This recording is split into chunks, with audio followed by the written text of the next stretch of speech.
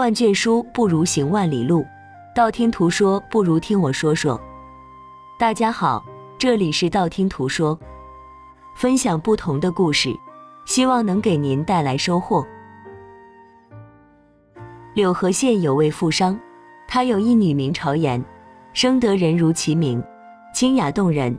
朝颜16岁那年，富商续弦，因继母与女儿不太对付，便在外面专门修了一所别院，让女儿居住，还派了一个聪明伶俐的丫鬟服侍。朝颜自幼身体骨弱，在别院正好休养，再加上这里无人管束，每日过得无忧无虑，自由自在。在一次与丫鬟上街闲逛时，邂逅了一名俊秀男子韩生。少年风度翩翩，温文尔雅，少女眉目如画，气质出尘，两人一见倾心，几次见面后便互定终身，海誓山盟。这日，朝颜又到两人相会的地方等待，谁知等到天黑也未见到情郎到来。见小姐失落，丫鬟绿珠轻声安慰：小姐，韩公子定是有事耽搁了，天已黑夜兼寒，你身子骨弱，咱们明日再来吧。朝颜点头，只好如此。谁知一日复一日，一月复一月，几月过去，韩生仍未见踪影，渐渐心如死灰，以为心上人抛弃了自己，好不容易养好的身子也快速衰败下去，日渐消瘦，终是一缕芳魂归了离恨天。不久，绿珠也因为小姐逝世过于悲痛离开人世。韩生因母亲疾病未来得及告知心上人，便匆匆离去。待处理完所有事情回来，已过4月，来不及收拾，便想去别院告罪，却见那别院高墙处挂着白色灯笼。细细打听下，得知朝颜去世，一时间悲痛欲绝，生了场大病，病来如山倒，病去如抽丝，躺在床上月余，仍是非常虚弱。待稍微好转，便为死去的朝颜刻了一个牌位，立在家中的佛龛，每日摆上祭品，为朝颜念经诵佛，道尽无数思念。就这样，韩生每日过着与孤独为伴的日子。转眼便到了7月15中元节，他挂上灯笼，摆上祭品，在朝颜牌位前燃香念经。这是一个晴朗无风的夜晚，月色皎洁，天气炎热。韩生祭拜完后坐在院中，想着朝颜的一颦一笑，周围没什么人家，能听到的只有虫鸣和树叶沙沙声。这时一阵环佩叮当声传来，声音由远及近，直到院外篱笆旁停了下来。韩生走过去想瞧瞧是哪家女子深夜在外游荡，谁知这一眼当即让他定住了身子。那是2名女子，一名女子手提灯笼，灯笼上绘着春日桃花，模样是一名侍女；另一名女子身姿窈窕，身穿一袭浅绿色下衫，衬得人肌肤如玉，俏丽动人。让韩生震惊的不是2女容貌，而是她们的模样分明就是死去的朝颜和她的侍女绿珠。韩公子！绿珠看着他高兴地叫起来：真的是你，我和小姐还以为你不在人世了。韩生看着朝颜，此刻朝颜望着他，面露哀怨，委屈至极。你既然没死，为何不来寻我？韩生看着面露心疼，急忙侧身说道：说来话长，到屋里来吧，咱们好好谈一谈。3人进了屋，韩生给他们倒上热茶，说：都是我的错，家母突发重病，来不及同小姐道别，便匆匆离去，原以为很快会回来，谁知家母重病回天乏术，待处理完所有事情方才回到此处。不过韩生迟疑说道：1个月前，我去别院，府上之人告诉我，你们都已经去世了。什么？绿珠惊呼：是谁？怎么这么恶毒咒小姐与我？怕是这事另有隐情。当初我家小姐无意间透露与你爱慕之情，传到了老爷耳中。小姐继母为了拆散你们，告诉小姐说你已经去世了。小姐悲痛万分，本想削发为尼，被我阻止。可后来老爷又想将小姐嫁与旁人，小姐不从，老爷大怒，继母也不停找麻烦，我和小姐便收拾了些细软，逃离了府上，来到附近找了一处房子住下，平日里做些杂活维持生计。韩公子，小姐已为你死了，日夜在佛前为你念经祷告。今天中元节，便想来到你住所为你烧些纸钱，哪曾想遇见你了，真是菩萨保佑啊！绿珠冲朝颜笑道：小姐，如今你可算盼到了，也算心想事成了。韩生听了绿珠所言，惊叹：你看，我也为朝颜设了一个灵位，也是日夜在佛前为他念经诵佛。如今你们出现在我面前，我还以为在梦中，现下听你一说，才敢相信这一切都是真的。韩生望着朝颜，动情说道：能与你相知相许，乃是我3生修来的福分。阿言，我想你良久，菩萨保佑能让我再次见到你，我死而无憾。绿珠在旁笑着说道：韩公子，小姐为你和父亲断绝关系，此生不再往来，付出生命也在所不惜。你们两情相悦，可谓是佳偶天成，不如今晚就干脆入了洞房吧。韩生心中一喜，却是面上不显，轻声问道：朝颜，你愿意吗？朝颜面露羞涩，没有应声。夜晚，佳人软腰肢，才子细罗裙，红罗覆斗帐，四角垂香囊。次日天还未亮，朝颜起身同门外的绿珠一道匆匆离去。从那以后，无论天气如何，他们总在同一时间前来，同一时间离去，如此持续了7日，夜夜帐内翻滚。韩生越发对朝颜着迷，两人柔情蜜意，如胶似漆。韩生隔壁住着一户人家，是一对夫妻，男人叫韩大，是韩父在时买回来的仆人。韩父去世之前给了韩大自由之身，后来韩家家道中落，韩大念着韩父的恩情，便住在韩生旁边，想要照顾一二。一天深夜，韩大听见隔壁又传来女子笑声，这月他已听见几回，心中揣揣不安。他深知韩生为人宽厚，重情重义，万一被那水性杨花的女人欺骗，可怎么办？于是他决定一探究竟，悄悄潜到韩生门外，踮起脚尖，透过窗户缝隙朝里面看去。借着灯光，他看见韩生搂着一名女子在帐中聊天，那女子身姿窈窕，香肩滑落，露出一片雪白。韩大将耳朵附在墙上，听二人讲些什么。女子声音非常年轻：我如今已和父亲断绝关系，又将身子给了你，你可不能负了我。韩生搂紧了怀中女子，回答道：我定不会负你，你父亲那不必担心，他只有你一个女儿，又是你为掌上明珠，定狠不下心与你断绝关系的，到时你撒撒娇便又好了。我唯一担心的是，有朝一日你我被人拆散。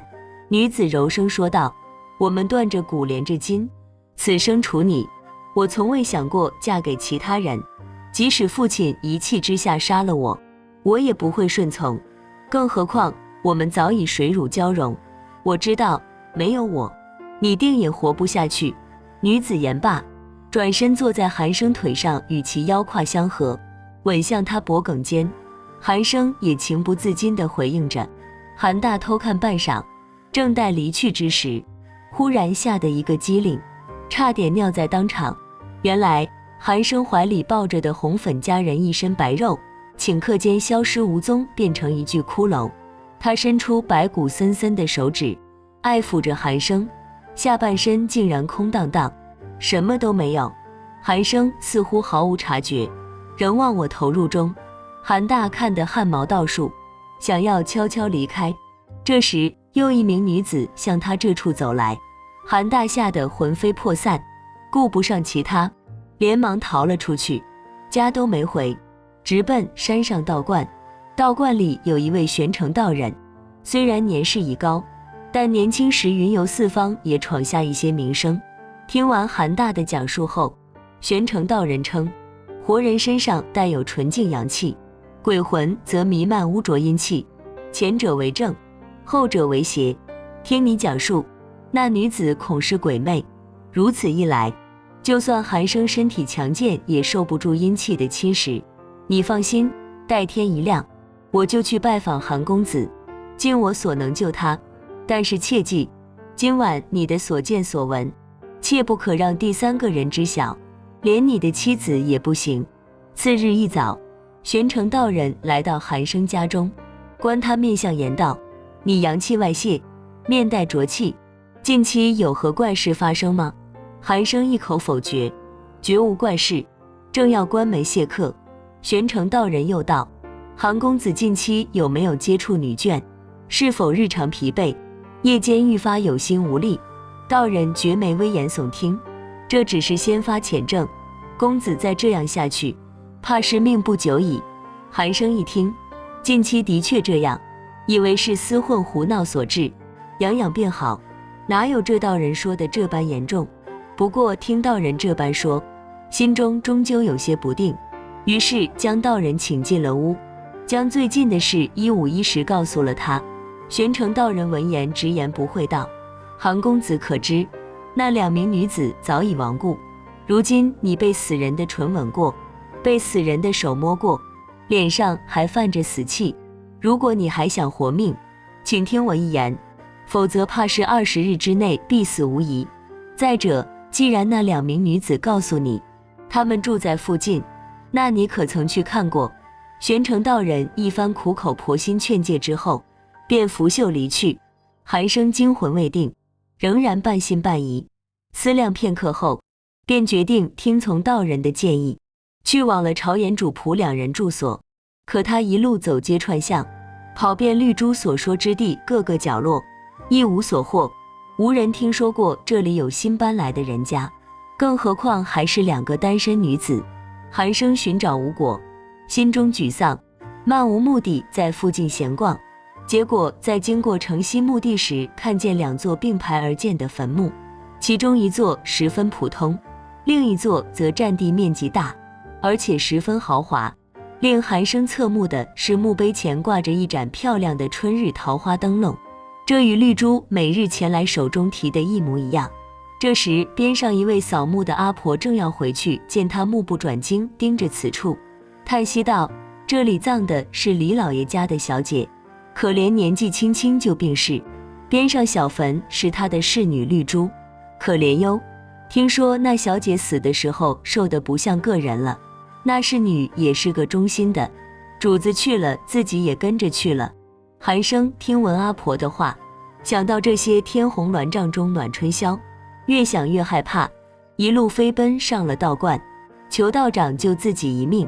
玄成道人说道：今日我已探明因果，皆因你前世所造业障所起，那女鬼无意加害于你，对你也毫无敌意，甚至对你情深似海，你们乃是3世情缘，无论2人容貌和身份如何变化，最后都会相识相知，所以想摆脱她不是那么容易。寒生苦着脸：道长，救我！玄成道人闻言，从身上取下一个护身符，递给寒生说：我借你一尊护身佛像，它为海阴如来，可护你平安，免受鬼魂侵害。你将它挂在腰间，随身携带。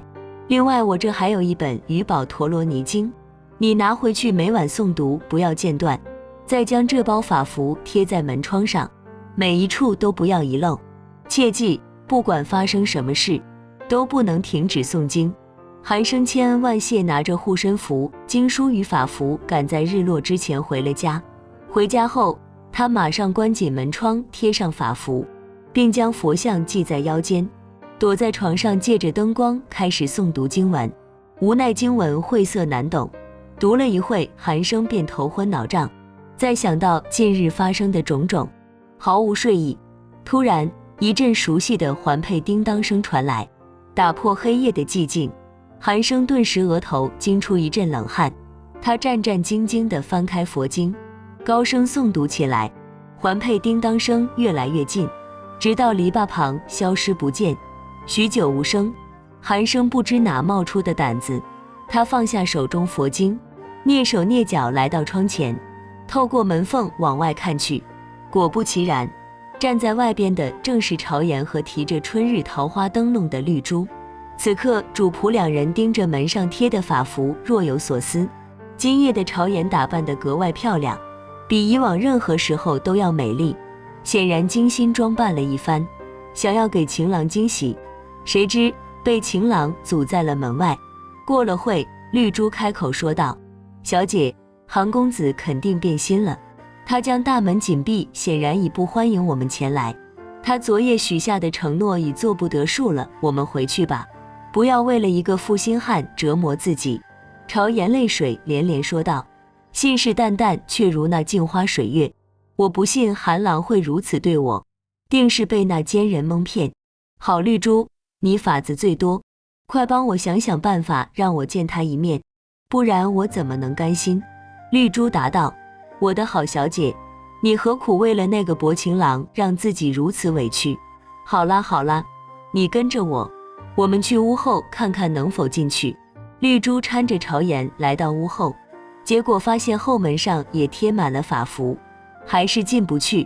后来灯笼灭了，两人也随即消失。自此每晚主仆二人都会准时出现，伴着朝颜的哭声传入韩生耳中，却始终无法进门。韩大这边虽然拍着胸脯保证自己绝不会将此事泄露出去，可绿珠竟不知从何处知道，转而每晚纠缠上他，在睡梦中将他叫醒，逼他去韩生屋后将法符全部撕掉。韩大又惊又怕，苦不胜扰，每次满口答应次日黄昏前一定办好，但又怕伤了韩生性命，迟迟下不了决心。